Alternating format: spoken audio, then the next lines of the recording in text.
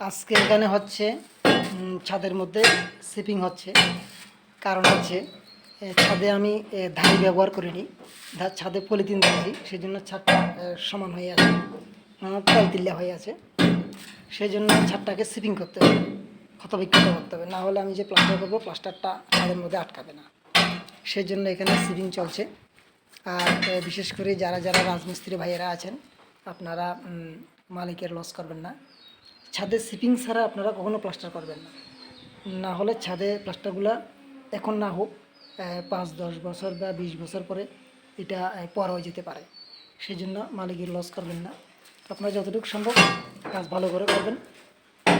ছাদের মধ্যে দেখেন আমি ধারেই ব্যবহার করি, ধার যদি আমরা ব্যবহার করি তখন কিন্তু ছাদে সিপিং করতে হয় না, ছাদ এমনিতে প্লাস্টার হয়ে যায়, তখন ভালো হয়। কিছু কিছু মালিক আছে ধারে দিতে রাজি হয় না, তখন আমরা পলিথিন দিয়ে করি।